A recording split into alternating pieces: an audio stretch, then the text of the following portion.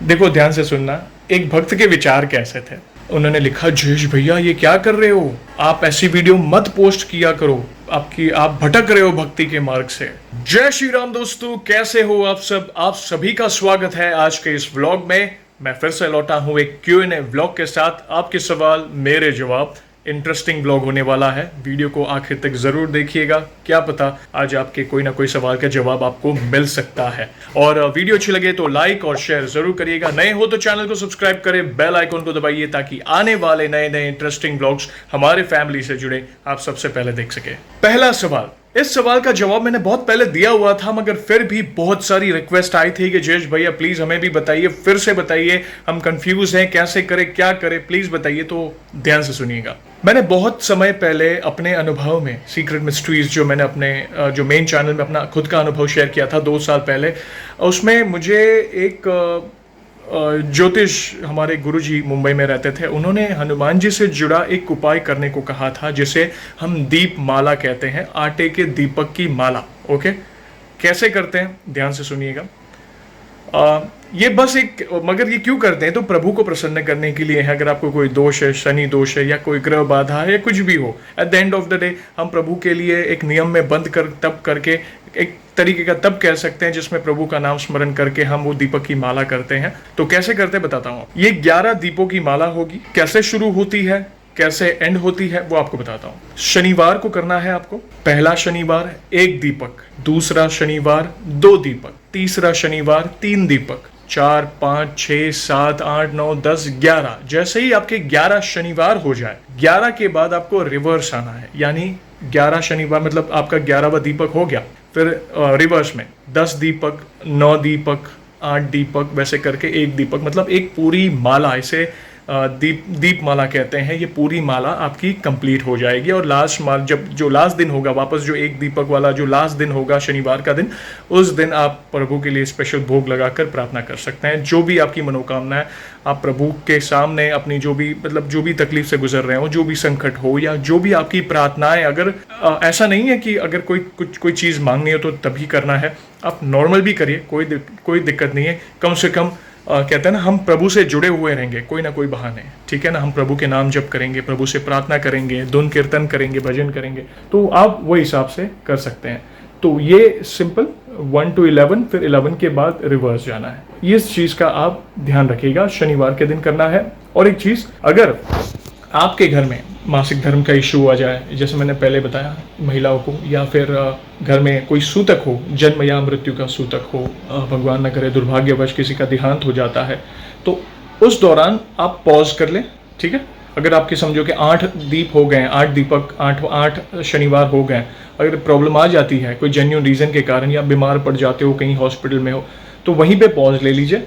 और जब सब सही हो जाए, जैसे सूतक खत्म हो जाए, मासिक धर्म की प्रॉब्लम सॉल्व हो जाए, सब शुद्ध पवित्र वातावरण हो जाए घर में, तो आप कहते हैं ना 9वें दीपक से, 9वें शनिवार से कंटिन्यू कर सकते हैं। आपको शुरुआत से शुरू करने की ज़रूरत नहीं है। इस चीज़ को आप ध्यान दीजिएगा, क्योंकि ये भी सवाल मुझे पूछा गया था कि ऐसा हो अगर बीच में ये प्रॉब्लम आ जाए तो क्या करें। तो इन चीज़ों का आप ध्यान रखें, ठीक है।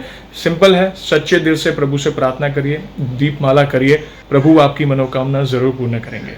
दूसरा सवाल, स्पेशली महिला भक्तों द्वारा ये सवाल पूछा जाता है कि हमें कोई संतान नहीं है, या हमारे घर में सिर्फ लड़कियों का जन्म हो रहा है, पुत्र प्राप्ति के लिए क्या करें। हमारे घर में लड़के हैं ही नहीं, क्या करें। समाज सुना रहा है, घर के बड़े बुजुर्ग सुना रहे हैं, हमें ताने मारते हैं, क्या करें समझ नहीं आ रहा है जयेश भैया। और ये एक महिला नहीं, काफ़ी महिला भक्तों द्वारा ये सवाल मुझे पूछा गया है कि हम हनुमान जी को कैसे प्रसन्न करें कि वे हमारी इस मनोकामना को भी पूरी करें। देखो मैं समझ सकता हूँ, आपके भाव समझ सकता हूँ, पीड़ा समझ सकता हूँ, मगर एक चीज़ बताना चाहूँगा, पुत्र हो या पुत्री, यानी लड़का हो या लड़की, जो भी है आपका है, आपका अंश है, और हम सभी प्रभु के अंश हैं। और कहते हैं ना, एक जिनके घर में लक्ष्मी का जन्म होता है वो बहुत भाग्यशाली होते हैं, तब जाके लक्ष्मी उनके घर में कहते हैं ना कि विराजती है। तो ये फोबिया दिमाग से निकाल दो।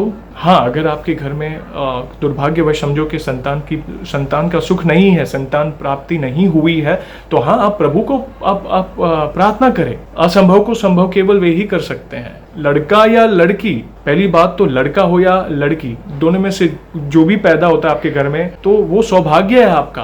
आप माता पिता तो बन गए, सबसे बड़ा सौभाग्य माता पिता बनना है। ये समाज के सवालों के पीछे मत दौड़ो, आप किनके मुंह बंद करेंगे। हाल ही में मैंने हमारे सीक्रेट मिस्ट्रीज चैनल में एक महिला भक्त का अनुभव शेयर किया था। उनके घर में 3 लड़कियां, मुझे बहुत खुशी हुई कि 3 लक्ष्मियां हैं उनके घर पे, और वे बहुत प्राउड फील करते हैं, उन्हें पढ़ा रहे हैं, लिखा रहे हैं और बहुत आगे बढ़ा रहे हैं। यू शुड फील प्राउड अगर आपके घर में बेटियां हैं। बहुत नसीब वालों के घर में बेटी का जन्म होता है। तो अगर आपके घर में बेटियां हैं तो आप लकी हो। ज्यादा ना सोचो पुत्र प्राप्ति, क्योंकि देखो ऐसा नहीं बोल रहा हूँ, हर चीज के 2 पहलू होते हैं। आज मैंने समाज में ये भी देखा है कि कहीं फैमिली में 6-6, 7-7 लड़के, बेटे होने के बावजूद माँ बाप को आखिरी सांस जब वो ले रहे होते हैं तब पानी पिलाने वाला कोई नहीं होता है। और कहीं घर में मात्र 1 लड़की या 2 लड़कियां, जो भी, अगर बेटियों का जन्म भी हो रहा है, और कई परिवार में बेटियां, सिर्फ बेटियां होने के बावजूद बेटियां माँ बाप की आखिरी सांस तक सेवा भी कर रही है। तो ऐसा नहीं है कि सारे बेटे ऐसे होते हैं, ऐसा नहीं है। मगर ये जो समाज है ना, ये जो भ्रम फैला के रखा है समाज ने, बस ये चीज को अपने दिमाग में घर मत करने दो। जो आपके प्यार, हाँ मैं समझ सकता हूँ, संतानी नहीं हो रही है, कोई चैलेंजेस हैं, दुख है लाइफ में, हाँ तो आप प्रभु से प्रार्थना करें, प्रभु आपकी मनोकामना पूर्ण करें। और प्रभु को तो सब पता है, आपके जीवन का लेखा जोखा सब पता है उनको। अगर आपके नसीब में बेटी है तो उसका भी एक रीजन है, अगर बेटा है तो उसका भी एक रीजन है। जो भी है आपका है, तो वो मन में भेदभाव ना रखें, पुत्र या बेटा हो या बेटी, तो वो भाव बिल्कुल ना रखें। प्रभु की शरण में रहें, प्रभु को सच्चे दिल से कहते हैं ना प्रार्थना करें। और अगर कहता है ना, देखो मैंने हाल ही में कहते हैं ना कि श्री प्रेमानंद जी महाराज वृंदावन के हैं, उनका एक सत्संग सुना था और यही सवाल किसी ने किया था, तो उन्होंने भी वही बोला था, जो भी है अपना है, मगर जिनके संतान नहीं है, अगर चलो बड़े बड़े चैलेंजेस हैं, मेडिकल इश्यूज है, या जो भी XYZ रीजन है संतान नहीं हो रही है, तो परम पिता परमात्मा को ही अपना पुत्र बना लो, लड्डू गोपाल की सेवा करो। देखो जगत के पिता आपकी रक्षा करेंगे एक बेटे की तरह। तो ये आप क्या भाव से प्रभु की भक्ति करते हो, वो महत्व रखता है। तो ये इस भेदभाव में ना पड़ो, सच्चे दिल से प्रार्थना करो, प्रभु की शरण में रहो। आपके लिए जो अच्छा होगा वो प्रभु करेंगे, मांगो मत और समाज को बोलने दो। वो तो आप कितना भी अच्छा करोगे, कितना भी, अगर आपके घर में सिर्फ बेटे ही होंगे तो भी समाज बात करेगा। समझने की कोशिश करो, कुछ तो लोग कहेंगे, लोगों का काम है कहना, और अपने ही होंगे जो अपने ही सगे संबंधी।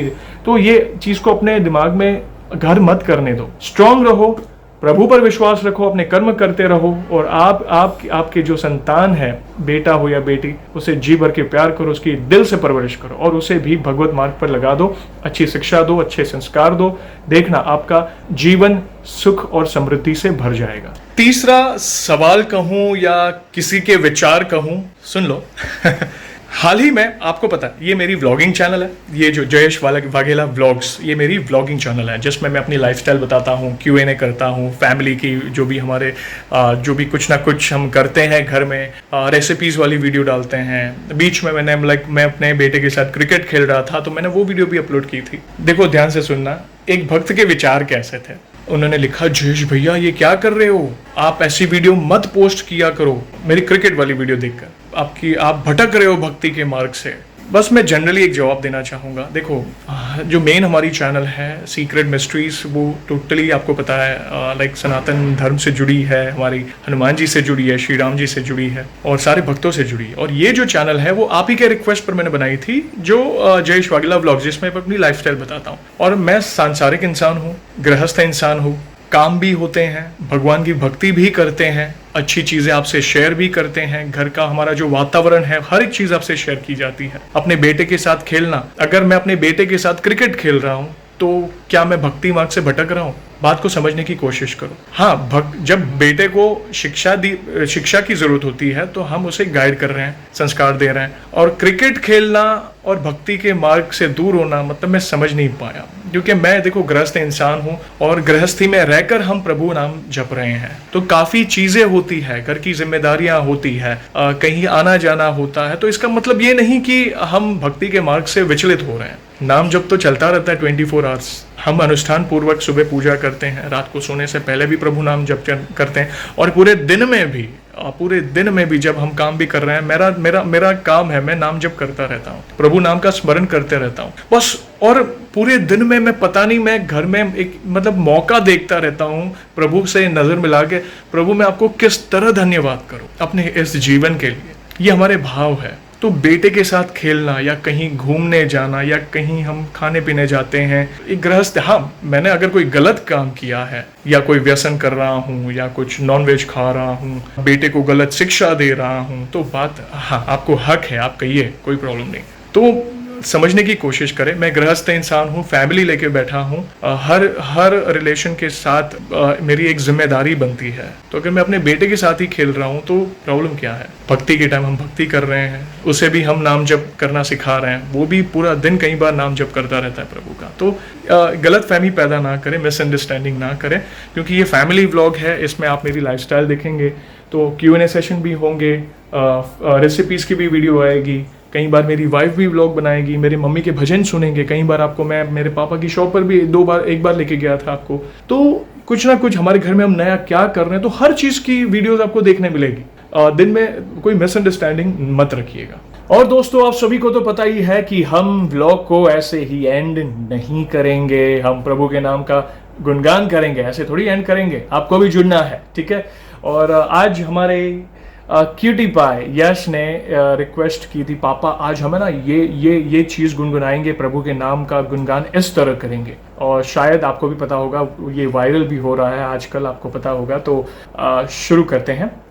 सियावर रामचंद्र की जय, पवन सुत हनुमान की जय। तेरे ही भरोसे है हम, तेरे ही सहारे, दुविधा की घड़ी में ये मन तुझको ही पुकारे। तेरे ही बल से है बल हमारा, तू ही करेगा मंगल हमारा, मंत्रों से बढ़ के तेरा नाम। जय श्री राम, जय श्री राम, जय श्री राम, राजा राम, जय श्री राम, जय श्री राम, जय श्री राम, राजा राम, जय श्री राम, जय श्री राम, जय श्री राम, राजा राम, जय श्री राम, जय श्री राम। दोस्तों, कैसा लगा प्रभु का बखान? मतलब मेरे पास वर्ड्स नहीं है। और दोस्तों, जल्द ही एक और इंटरेस्टिंग व्लॉग के साथ हम वापस लौटेंगे। तब तक जय Shri Ram, good bye, bye, see you soon. See you soon.